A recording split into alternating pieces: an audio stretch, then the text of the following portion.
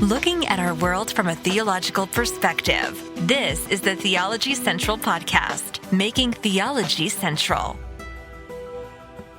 Good evening, everyone. It is Saturday, July the 1st. I almost said June the 1st. I do not know why, but good evening, everyone. It is Saturday, July the 1st, 2023. It is currently 8:42 p.m. Central Time, and I'm coming to you live from the Theology Central studio located right here in Abilene, Texas.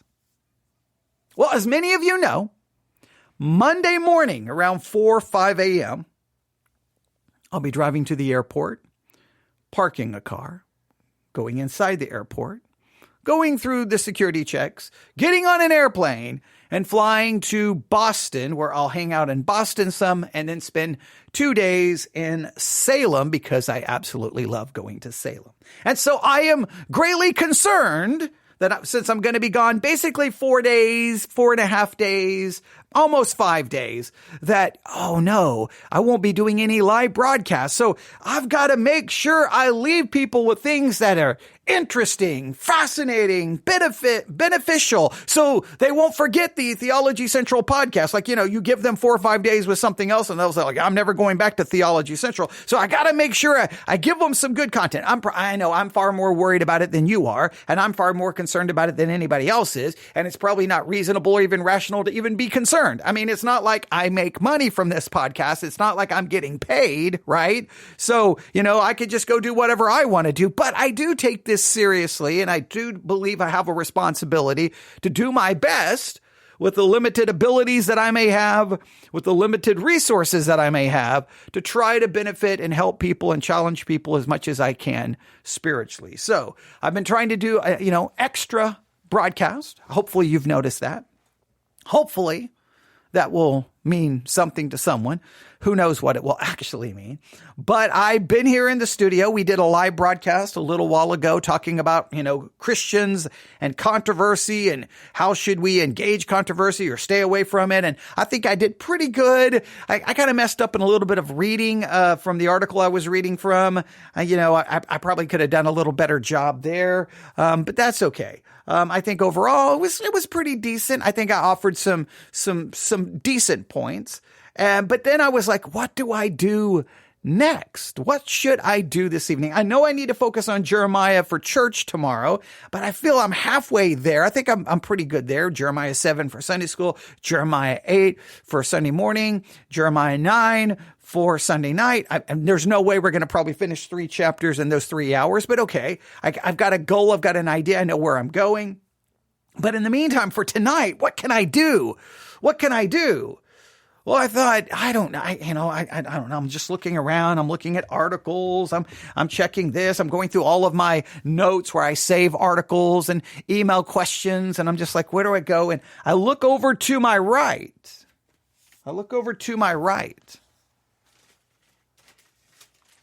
I got to pick it up. I look over to my right. Still in its wrapper. Right? Hear it? It's still wrapped up, right? So I'm going to open this up. I'm going to open it up. This is a package that came to me from Grace Evangelical Society in Denton, Texas. Grace Evangelical Society. It's their magazine known as Grace in Focus. It's the July-August 2023 issue of the Grace and Focus magazine. Now, if you go to faithalone.org, you can sign up to have a physical magazine. I know it's dating me. A physical magazine literally delivered to your house. I know you may not know what to do with it. You may bring it in and kids may go, "What is that?" Go, it's a magazine that has words in it. Why isn't it not on your phone? How come it's not on your iPad? Because back in the olden days, they put thing in physical. Okay, maybe that's a little hyperbole, but you get the idea. And it's sent to you, and it's absolutely free. A ministry sending you things for free. Isn't that crazy? Right? That's awesome. So, the Grace and Focus magazine, right? I've had it. I just haven't opened it yet. It's been sitting here waiting for me. So I'm like, okay, so what do I do? What do I do tonight? So I opened it up and I thought, you know what? I'm going to just open this up. And what we're going to do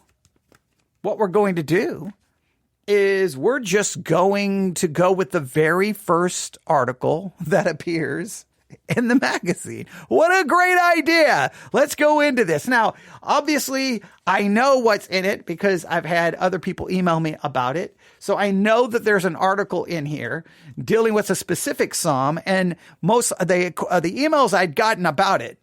And one of the reasons I knew that I could do this and have some idea was that there's about a certain structure utilized in the psalm. And I hadn't really had a chance to answer any emails about it, but I knew, okay, I can open this up and just do so. But going into it blind will be somewhat helpful, somewhat beneficial. I mean, not completely blind, but somewhat blind. So here we go. Grace and focus. All right. The first thing is letter from the editor. We won't count that. Page 4. Now go to page 4. Now most of the pages are white. This page is black background, completely black background. The type is white, and the heading is Psalm 90. Psalm 90. Okay, so we're going to look at Psalm 90. All right, now that's already fascinating enough. And then there's an hourglass. Psalm 90. An hourglass. Oh, okay. Now that gives the idea, hourglass, time. Time is passing. You know, I don't know if you have an hourglass, but you can just take it and you got the sand, right? And it just, as the sand through the hourglass. What was that? Day of Our Lives? Day of Our Lives. Was it called Day of Our Lives? What was that? It was a soap opera. What was it called? Day of Our Lives? Days of Our Lives. Days of Our Lives. That's what it was called, right? The hour through the sand glass. You know what I'm talking? Does anybody know what I'm talking about? The only reason I know that soap opera is there was a character in that show named Hope. And my sister was named Hope, partially because of that character on that soap opera. Do you really care? Probably don't. All right. So, but an hourglass is cool because you see the time through that sand coming through the hourglass. You see it passing. Okay. And of course, the title, so the very top is Psalm 90. And then underneath that, in big, bold type, it's about time. It's about time. Now, I could approach this by going, okay, they want to approach Psalm 90, maybe talking about time, but I know that there's some things in here, something about the structure of the psalm. So where do I really want to go? Well, let's look here. Here we go. It's about time. And then here's how it begins. A man went in for his annual checkup and received a call from his doctor a few days later. The doctor said, "I'm afraid I have bad news for you." "What's the news?" the man asked. "Well, you have only 48 hours to live." "That is bad news," said the shocked patient. "I'm afraid there's even worse news," the doctor continued. "What could be worse than what you've already told me?" the man stammered. "Well, I've been trying to call you since yesterday." Okay, that would be horrible. That would be really bad. That's not news any of us would want to hear, but we do ourselves a disservice if we don't remember that our time here is limited. Now, let's just stop right here. All right. I know that there's something in this article dealing with the structure of the psalm. And I'm probably going to divert us more to that and at least just kind of present it. I don't know if I have any good answers yet, right? Because I'm going into this somewhat blind, which makes this fun and exciting. But this is very convicting. But I would ask us an important question. Like if you just want to write this question down, what are the negative consequences if we don't remind ourselves or remember a consistent basis that our time is limited? What are the negative consequences of not remembering that our time is limited? What are the negative consequences of not remembering on a pretty consistent basis that your days are numbered? Your time on this earth is limited. What are the negative consequences of not remembering? What are the positive consequences of remembering that your days are limited? What are the negative consequences of not remembering? What are the positive consequences of remembering? Oh, but here's a good one. What are the negative consequences of remembering that your days are limited? And are there any positive consequences that come from not remembering? So I guess we could do this way. What are the negative consequences of not remembering on a regular basis that, hey, your days on this earth are limited? And is there any positive consequences that flow from not remembering it? Is there a positive where you're not just constantly thinking about, man, my days are numbered? But what are the positives for not remembering, and what is the positives for the positives for remembering and the positives for not remembering? What are the negatives for remembering and not remembering? I want you to really just kind of think about that. And how often do you remind yourself that, hey, your days are numbered? Your days are numbered. Your days are limited. Now, in some ways, I think there's some positive by not reminding yourself of that, right?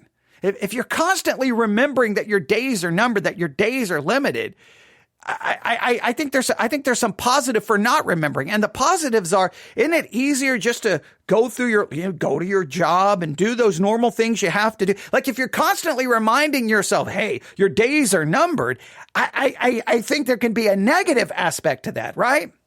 The positive that would flow from it would be like, well, hey, I can just go do my job. I'm not worried about that I'm going to be dead in 5 years or dead in 10 years or could be dead in 24 hours. I like there's a positive in not thinking about it, right? I think there's a positive in not thinking about it. Does that make sense? Like there's a positive in not constantly reminding yourself, hey, you could be dead in 5 years. Hey, you could be dead in 10 years. Because I think the negative that flows from that is you could be tempted to go, well, then forget it. I'm quitting my job. I don't care about any of my responsibilities. I could be dead in 48 hours. Who cares about doing the things I need to do? I want to live my life. Right? I mean, if there's a negative that could flow from it, well, if I could be dead in 3 days, then who really cares about doing this? I'm going to do whatever I want. I could be dead. But there's a positive of not thinking about it, because then you're just like, well, yeah, I'm going to take care of my responsibilities and I'm going to do this and I'm going to do that. All right. Someone said forgetting can lead to wasted time. That's true. That's a good point.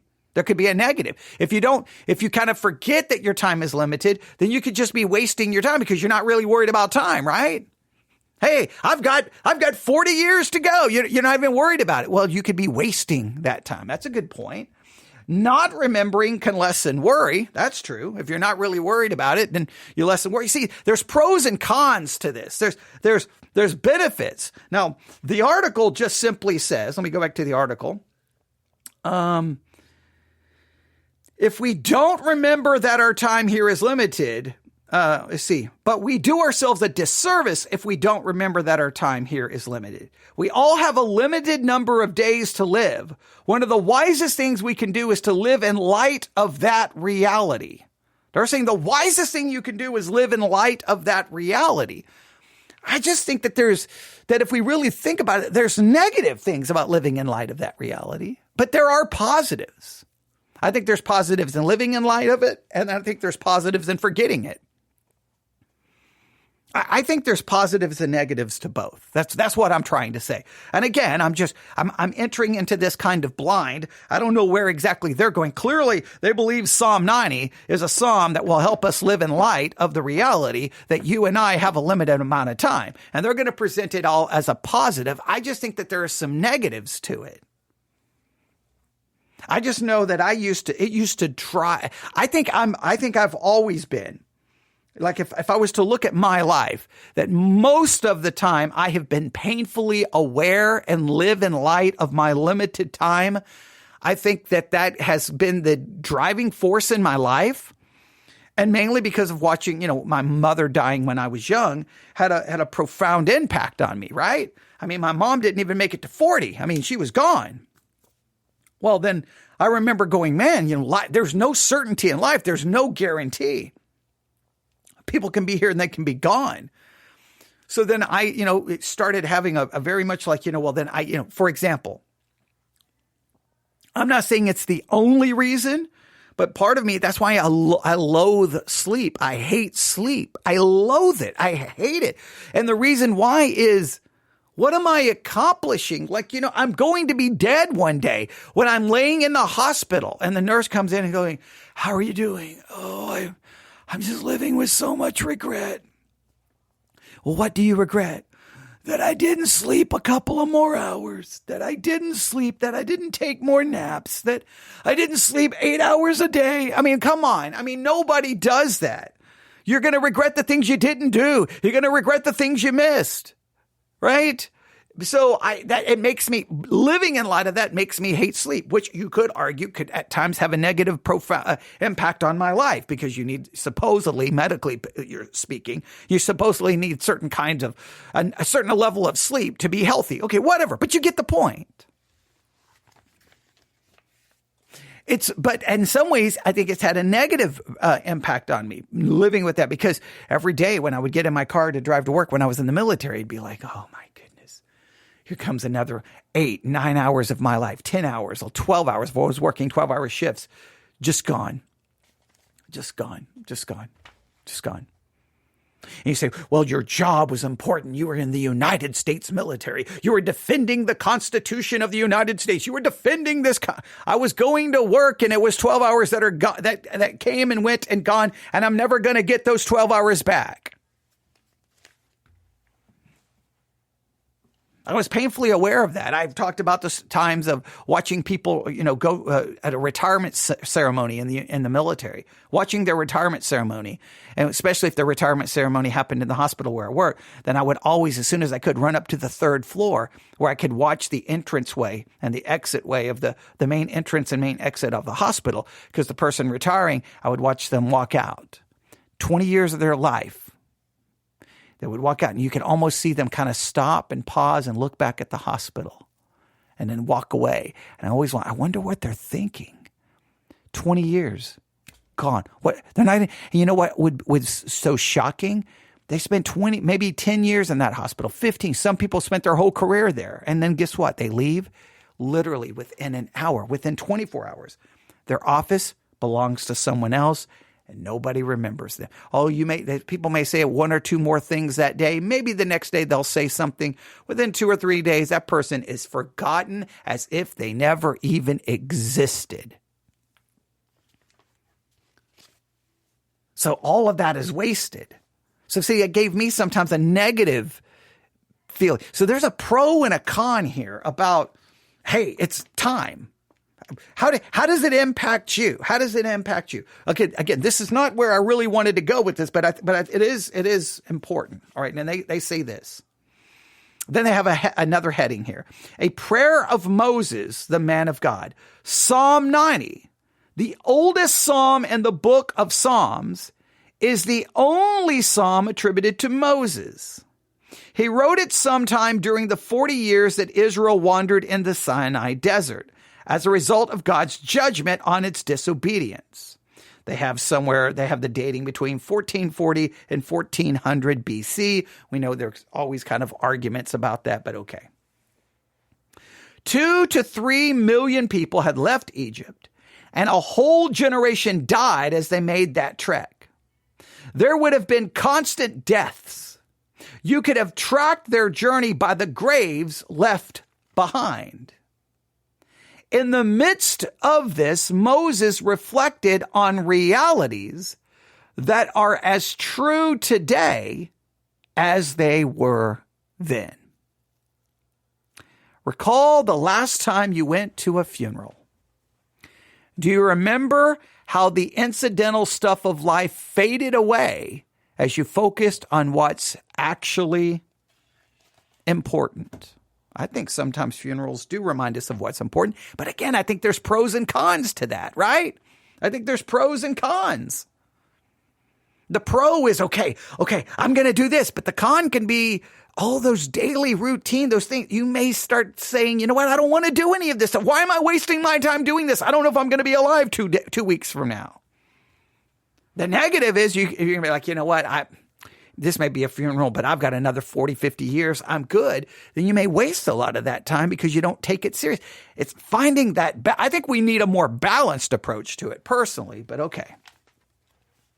Now, here is the paragraph where it appears those who have looked at the magazine wanted me to focus. Now, I didn't think about this until I saw the magazine, until I opened it, and then all of a sudden I remembered, I've got some questions about this. All right, here we go.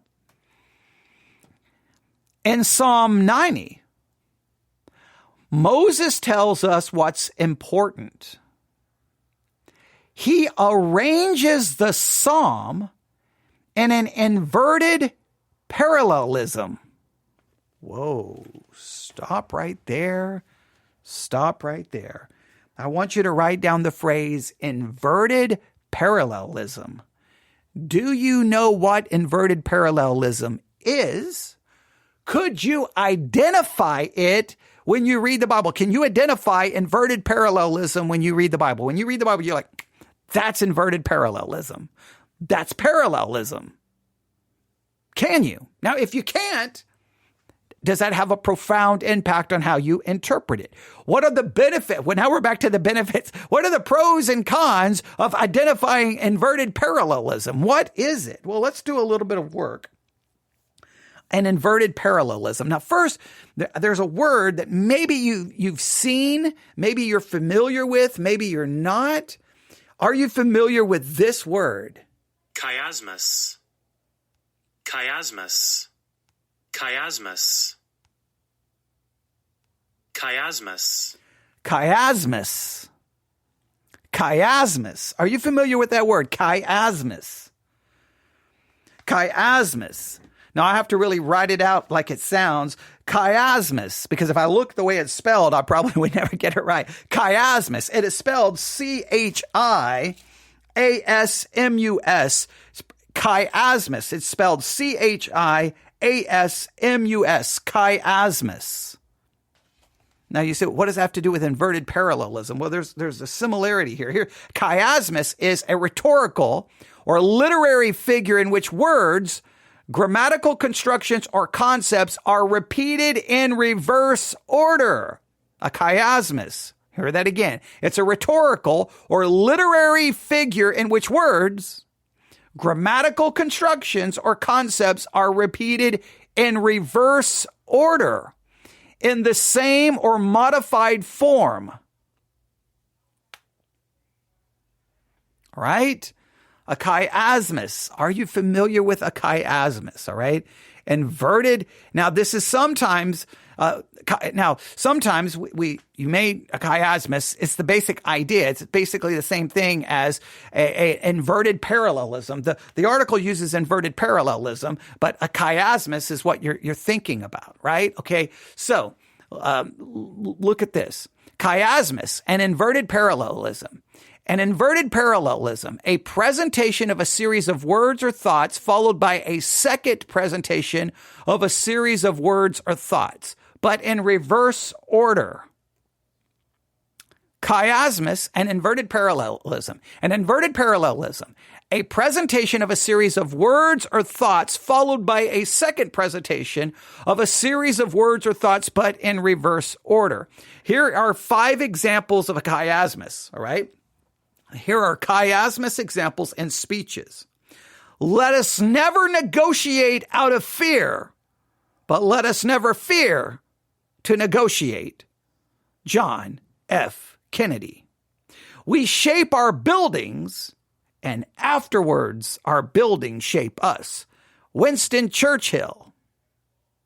We were elected to change Washington, and we let Washington change us. John McCain. All right. Now, these are all, you can just find all of this by just looking up inverted parallelism. That's all I did. I just typed in inverted parallelism, and right there you get the definition. Chiasmus is the same thing, right? So when I see inverted parallelism, I know chiasmus. Someone sent me to the church this little booklet. I don't know what their doctrine they were trying to get across, but it basically was a book of all the different inverted parallelism and chiasmus used in scripture. And it was, and like trying to just follow all of it. It can be sometimes convoluted. Now, I think for some people, they learn a little bit about inverted parallelism, a chiasmus, and they're like, yeah. And then they go through the Bible like, that's inverted parallelism. Oh, that's a chiasmus. See? And therefore it means, and then they'll draw some great interpretation from it. And you're like, just because it's got inverted parallelism, just because it's a chiasmus, I think we got to be careful and how much we do with that or what we, try to make it say something maybe it's not saying. It's just a structure. Now, you would argue the structure is used for what? If I was in a hermeneutics class and I was asking the class, what would be the purpose of using a chiasmus or inverted parallelism? Typically, I think you would say to draw emphasis, right? Look at this. Let us never negotiate out of fear, but let us never fear to negotiate, right? It's emphasizing this idea about fear and like, hey, let's never negotiate out of fear, but let's never fear to negotiate. Like how, wouldn't that be the kind of the emphasis? We shape our buildings and afterwards our buildings shape us.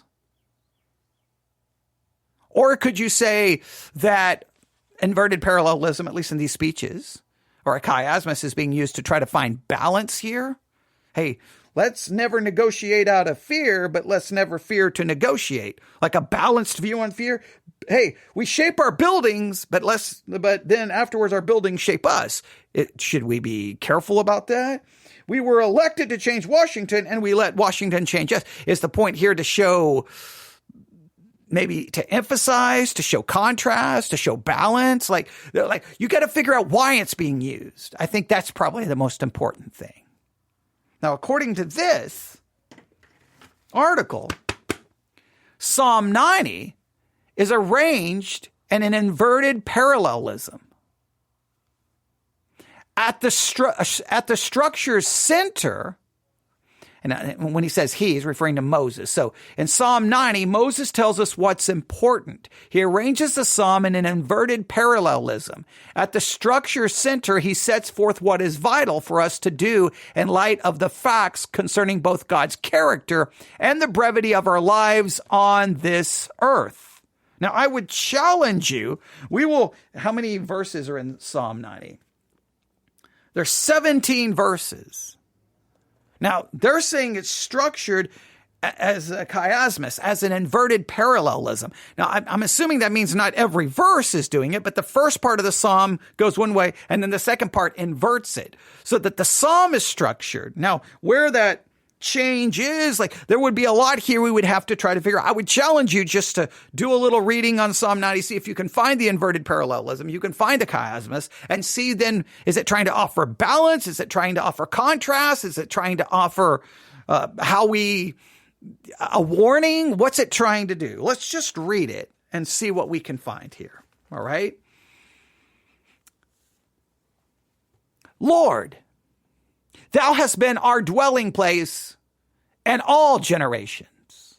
Before the mountains were brought forth, or ever thou hast formed the earth and the world, ever from everlasting to everlasting thou art God. Thou turnest man to destruction and sayest, return, ye children of men. So I think it starts off establishing God is that which is eternal. God is that which is everlasting. God is. Anything that's everlasting, anything that's eternal, it's only God. That seems to be the emphasis here. And then it says, thou turnest man to destruction and sayest, return ye children of man. So is it trying to draw a contrast that God is eternal, but man can be led to destruction? All right, we'll see. Verse 4. For 1,000 years in thy sight are but as yesterday when it is past, and as a watch in the night. God is eternal, and basically time to God is completely radically different than us. For 1,000 years in the sight of an eternal God are but as yesterday when it is past, and as a watch in the night, because God is eternal. Time ceased to exist from God's perspective. Okay. Thou carriest them away as with a flood. They are as sheep in the morning. They are like grass which groweth up. In the morning it flourisheth and groweth up, and in the evening it is cut down and withereth. All right, there's some verses, there's some thoughts I have here, but okay. For we are consumed by thine anger, and by thy wrath are we troubled. Okay, God is eternal. Okay, he's time means nothing to him, but guess what? They're being consumed. There's suffering and death and pain happening, especially if this is being written by Moses while they were wandering in the wilderness and people were dying every single day. Thou hast set our iniquities before thee, our secret sins in the light of thy countenance. For all our days are passed away in thy wrath. We spend our years as a tale that is told. The days of our years are 80 years and 10, and if by reason of strength they be 80 years, yet it is their strength, labor, and sorrow, for it is soon cut off, and we fly away. We acknowledge the power of thine anger, even according to thy fear, so is thy wrath. So teach us to number our days, that we may apply our hearts unto wisdom. The contrast seems to be here. The eternality of God. Time is nothing to God, but we are consumed. We are destroyed under God's judgment and wrath because we are sinners.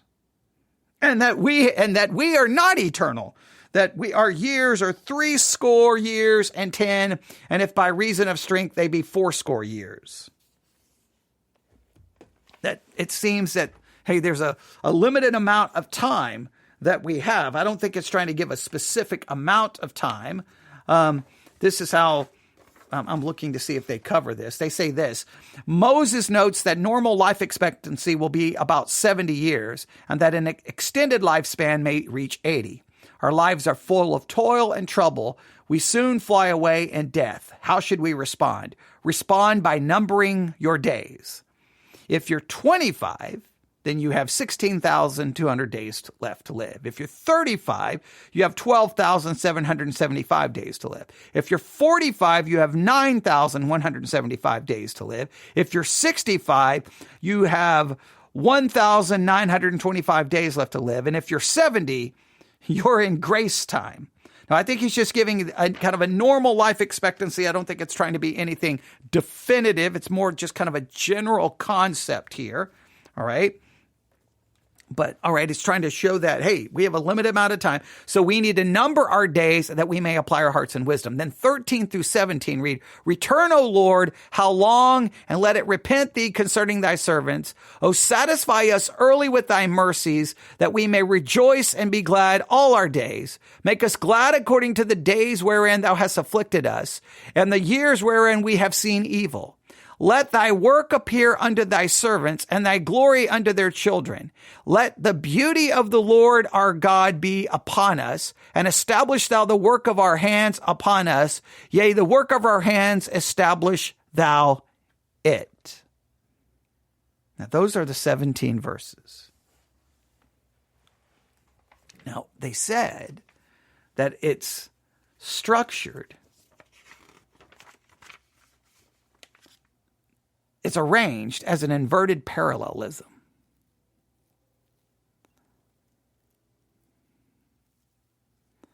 Now, the way they have it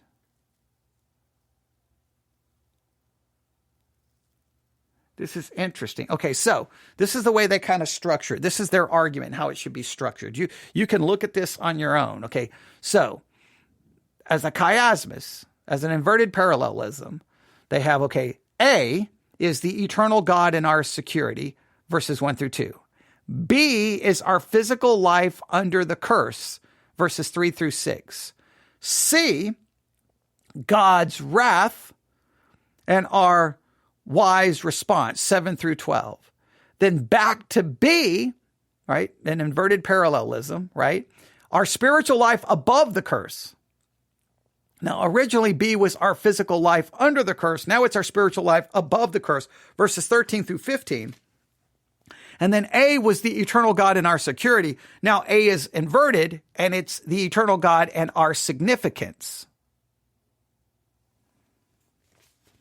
All right, so let me give you that structure again. This is what they're claiming. All right, so verses 1 through 2, this is A, the eternal God and our security. B is our physical life under the curse, verses 3 through 6. C is God's wrath and our wise response, verses 7 through 12. Then in 13, now B is repeated, it's inverted, and now B is our spiritual life above the curse. Remember, B originally was our physical life under the curse. Now this, in verses 13 through 15, it's inverted, and it's our spiritual life above the curse. The first B was our physical life under the curse. Now it's our spiritual life above the curse. And then A, repeated, inverted, the eternal God and our significance, where originally it was the eternal God and our security. And that's verses 16 through 17. That's how they are structuring this inverted parallelism, this chiasmus. Now, they don't. Yeah, it's interesting. They mention this as, hey, look, guys, this is inverted parallelism. But they don't really set out, it seems, in the article to really show us how this is important. Now, if we look at the actual text, let me try this. So the first A is the beginning, verses 1 through 2. Psalm 90, verses 1 through 2.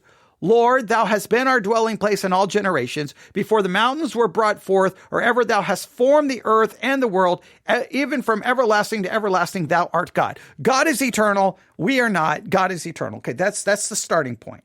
That is A, the eternal God and our security. Okay, he's our dwelling place in all generations. There's the security part. Okay, so the eternal God and our security. Now, the next A is verse 16 through 17. Inverted parallelism. All right, here we go. Now, this is, let thy work appear unto thy servants, and thy glory unto their children. Let the beauty of our Lord our God be upon us, and establish thou the work of our hands upon us. Yea, the work of our hands, establish thou it. Now, they're saying verses 16, 17 is the eternal God and our significance. I am not following how they're trying to structure this.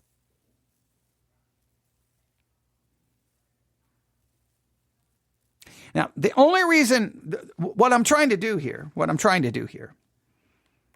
is this. Sometimes preachers, sometimes even in hermeneutics class, we come up with these great ideas or these great concepts. Ooh, it's a chiasmus. It's an inverted parallelism.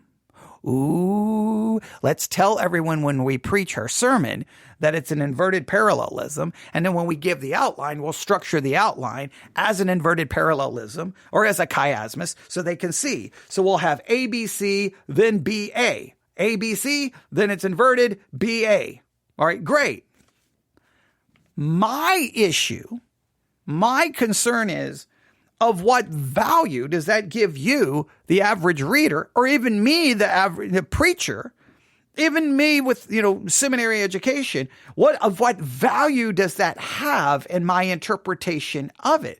Because if you want me to see kind of an inverted parallelism between A verses 1 through 2 and A verses 16 through 17, it's not jumping out at me immediately.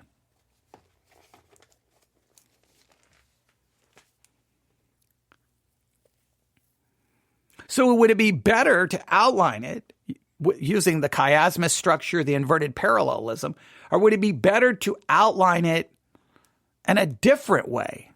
So like if we were to just go through Psalm 90, what do we start off with? Well, we start off with obviously verses 1 through 2, explaining to us that God obviously is eternal. Now, Thou has been our dwelling place. The people are mentioned in verse 1. Hey, God, you've been our dwelling place in all generations. You are eternal. But then in verse 3, thou turnest man to destruction and say, return ye children of men.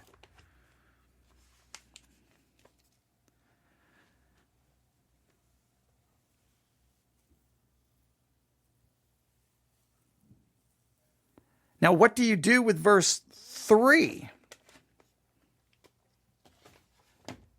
Verse 1 seems to be, verse 1 and 2, I do almost believe you have to separate verse 1, 2 from 3, right? Or maybe, I wonder if we see this. Verses 1 through 3, we're just working this out in real time. The central theme is the eternality of God, right? God is eternal, right? The eternality of God. I think that's clearly, God has been our dwelling place in all generations. Before the mountains were brought forth or ever, thou hast formed the earth and the world, even from everlasting to everlasting, thou art God. Clearly, that's the main theme. No problem. Now, verse 1 is at the positive implications of God being eternal, and is verse 3 a negative implication of God being eternal? I'm going to read verse 3 from a different translation. I'm going to read verse 3 in a different translation. See, I don't know if trying to focus on the parallelism and the chiasmus is helpful here. Psalm 90.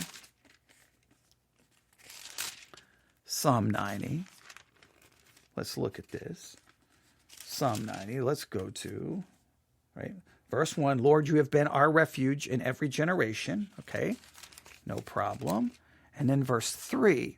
Now, see, this Bible wants to take verse 3 and separate it from verse 1 and 2, right? Just want to separate it completely. You return mankind to the dust, saying, return, descendants of Adam.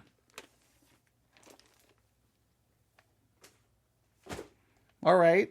So how should we structure it? See, this Bible puts 3 with verse 1 and 2. That Bible separates 3 from verse 1 and 2. Now remember, the original would not have broken this down. The translators, obviously, some believe 3 belongs with verses 4 and following. Others believe 3 belongs to 1 through 2.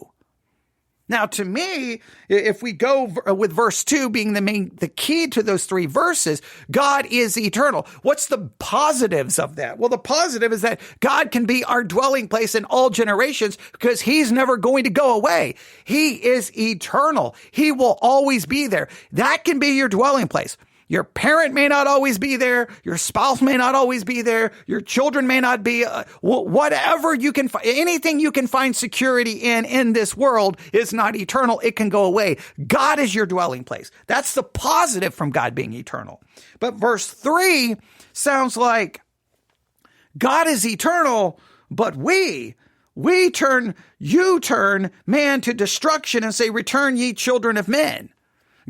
God, you are eternal, but you return us back to dust. We are not. So see it this way. Do we have God being eternal and we have the positive implications and then the contrast from it? Now, what happens in verse 4? To me, verse 4 now tells us how God relates to time because he's eternal. For 1,000 years in thy sight are but as yesterday when it is past and as a watch in the night. God relates to time differently because he's eternal. Now, that's verse 4.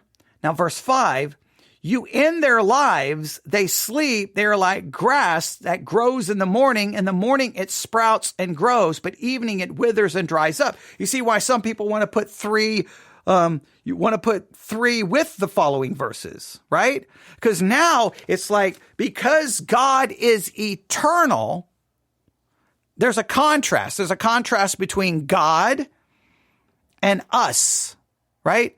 between the eternality of God and man's dying, right? There's a contrast between God and time. There's a contrast between God and the brevity of our lives. Because in this translation, look at verse 5, you end their lives. Speaking of people, you end their lives. They sleep. They're like grass that grows in the morning. In the morning it sprouts and grows, but by evening it withers and dries up.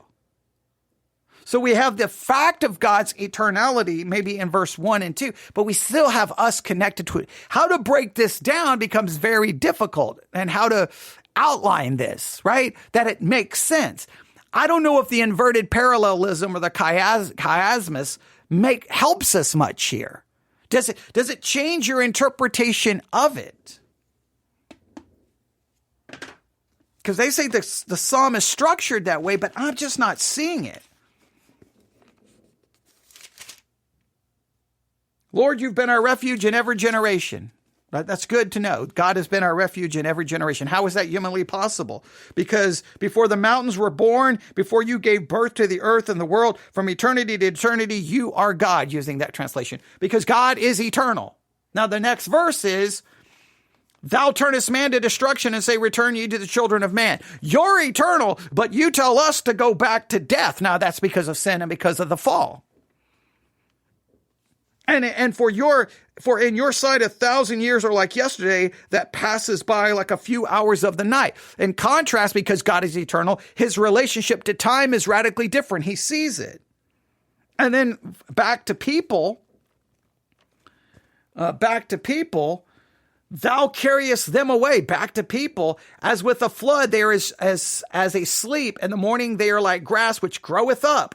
In the morning it flourisheth and groweth up. In the evening it is cut down and wherewith? For we are consumed by thine anger, and by thy wrath we are troubled. It's showing a contrast between God. You could say it's a contrast between God and dwelling places. God is the only eternal dwelling place. Between God and those of us who have to return to death. Death is a guarantee. We will return to death. It's a contrast between God and time. It's a contrast between the eternality of God and the shortness of man's life. We're like grass there, and then we are gone. We are consumed by thine anger, and by thy wrath we are troubled. We can't escape God's wrath because he's eternal. Thou hast set our iniquities before thee, our secret sins in the light of thy countenance. For all our days are passed away in thy wrath. We spend our years as a tale that is told. I think it's a contrast between God and our sin, God and our guilt. We can't escape it because, well, God is eternal. The days of our years are 80 years and 10, and if by reason of strength they be 80 years, yet it is their strength, labor, and sorrow, for it is soon cut off and we fly away. We know the power of thine anger, even according to thy fear, so is thy wrath. So teach us to number our days, we may apply our hearts unto wisdom. We have to see, what do we need to do here and apply our hearts to wisdom? To understand God and how he stands in contrast to everything. How we even understand our sin and contrast or in light of God's eternality, that we're never going to escape God. And then verses 13 through 17, return, O Lord, how long, and let it repent thee concerning thy servant. All right, now verse 13 in this translation, Lord, how long? Turn and have compassion on your servants. Oh, satisfy us early with thy mercy, that we may rejoice and be glad all our days. Make us glad according to the days wherein thou hast afflicted us, and the years wherein we have seen evil. Let thy work appear unto thy servants, and thy glory unto the children. Let the beauty of the Lord our God be upon us, and establish thou the work of our hands upon us. Yea, the work of our hands establish thou it. Basically, it's God is eternal, and in light of that eternality, here is some contrast and truths and reality, right? God is our only dwelling place. Hey, God's going to have us return to the dirt. We're going to die because of our sin. God's relationship to time is radically different to us. And God is angry with us because of our sin, and we cannot escape it. So we need to count and number our days. And then we need our only hope is the mercy from this eternal God. That seems to be more of the structure. It is so cool to go, ooh, look, this is structured in a inverted parallelism. Oh, it's a chiasmus. Ooh, that's so cool. And then we can tell everyone, and then your pastor could preach and go, look, everyone, it's A, B, C, B, A. A is verses 1 through 2. B is verses 3 through 6. C is verses 7 through 12. Now, B is 13 through 15, and then A is 16 through 17. See, everyone? It's inverted parallelism. It's a chiasmus, and everybody in church writes it down going, ooh, my pastor is so smart. Look at that. Does that change how you interpret it?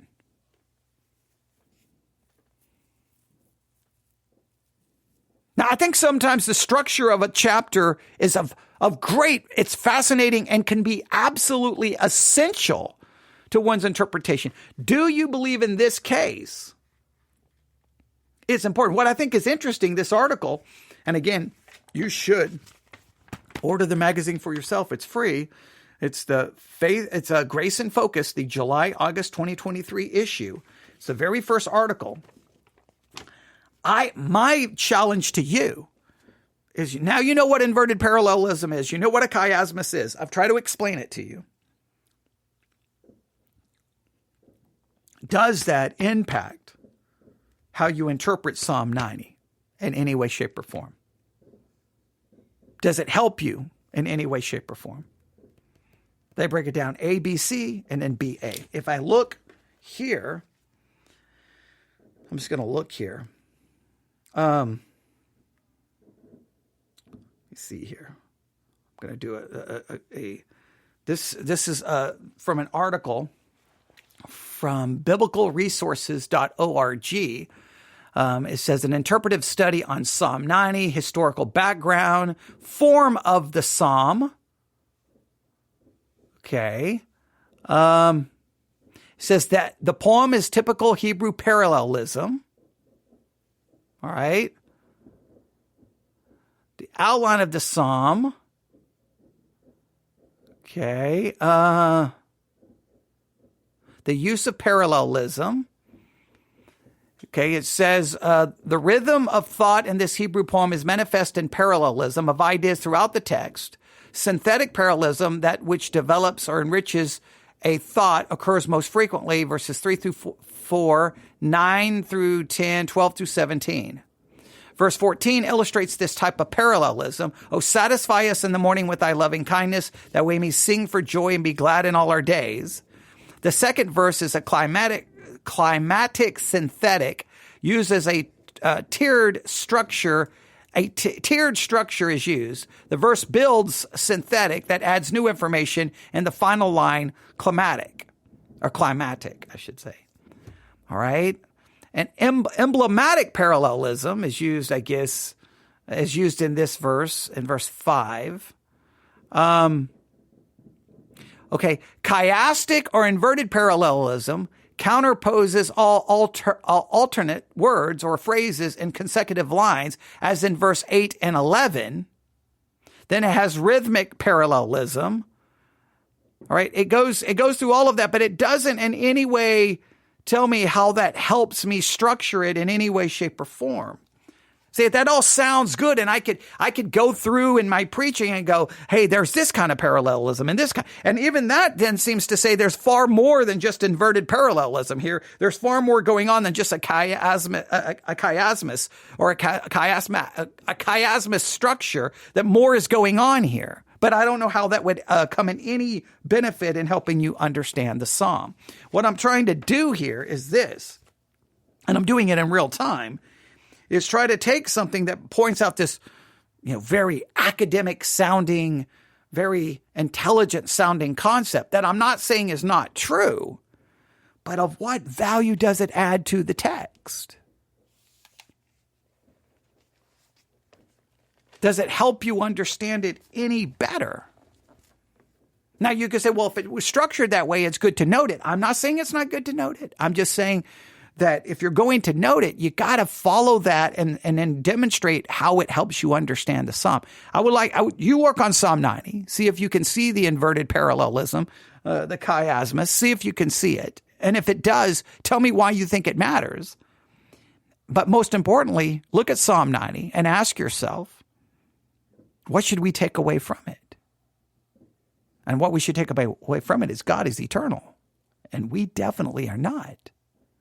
And because God is eternal, one, he's the best dwelling place. Two, we can't escape God's wrath. So all we can hope for is his mercy. Because if he is eternal and we can't escape his wrath, guess how good news it is if God gives us mercy, because then we can never outrun his mercy because he is eternal. A little work, an impromptu work on Psalm 90. A little bit confusing, but we'll see. And what's just crazy is they start that out and they never once...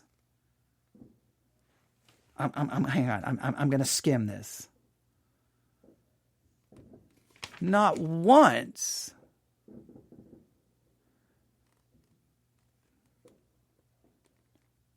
Not one time.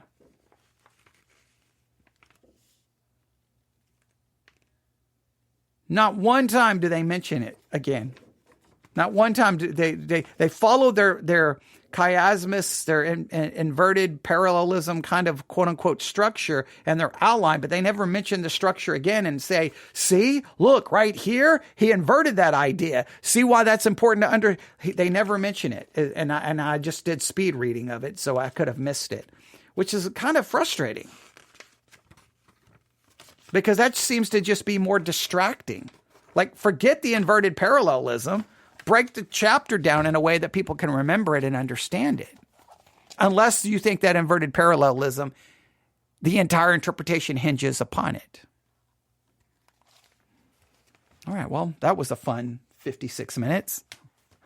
I don't know if it was fun for you. It's fun for it's somewhat fun for me trying to figure it out. It's not fun necessarily having a live microphone in your face trying to do it in real time, but I thought it was a good idea. No, actually, I thought it was probably a bad idea to try that, but I wanted to at least try to work through that because some people asked about it. And if you ask me from my in real time look, right? I don't know the significance of the chiasmus or the inverted parallelism as far as making me understand that chapter anymore. All right. Okay. Well, someone said thank you for breaking it down. That probably because I'm going to give them $100 for saying that. So because nobody listening to that is going to think that was good, but it was fun. It was fun, but wow, I'm just baffled by a lot of the websites go all into it's got this kind of parallelism and this kind of parallelism and this kind of parallelism. And like, okay, great, wonderful. And, and that does what for me, the reader? What? Other than looking smart. Hey, guys, look, and everybody leaves church. Man, we looked at Psalm 90 and my pastor let me know what a chiasmus is, and I know inverted parallelism. And okay, and do you understand Psalm 90? Well, what do you take away from it? Now, I think we take away the fact that God is eternal and we are not. That's a reality we all know. I think sometimes remembering that reality is of great benefit. Sometimes I think remembering that is a negative. Sometimes I think forgetting that reality is a positive, and sometimes I think it's a negative. How do you deal with that reality? Let Psalm 90 really just bring forth the reality. God is eternal, and you are going to die. And then you can bring in the contrast between God's wrath and God's mercy. And I think maybe that's the part that we're overlooking. Are there two contrasts in Psalm 90?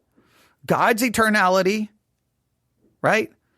And us not being eternal, right? God being immortal, we're mortal. God eternal, we are not. We are going to pass away. And the contrast between God's wrath and God's mercy. Are there really, if you break it down, you could say, two groups of contrast, eternality and not eternal, right? And then wrath and mercy. maybe you should look at Psalm 90 that way. All right. Thanks for listening. Everyone have a great night. Spend some time in Psalm 90. And if you want to email me about it, newsif@yahoo.com, newsif@yahoo.com. A little literally impromptu on the spot, trying to break down Psalm 90, trying to look at why everyone wants us to see the inverted parallelism and the chiasmus. And I believe maybe what we should see is an eternal God, man, human beings who are not eternal, God's wrath and God's mercy. I've handed it to you now. It's yours to benefit from. And I don't know if you can hear it. It sounds like a war zone outside. There's about 1 million fireworks being shot off behind me. Literally sounds like I'm in a war zone. All right. I'm going to stop talking. Thanks, everyone. Have a great night. God bless.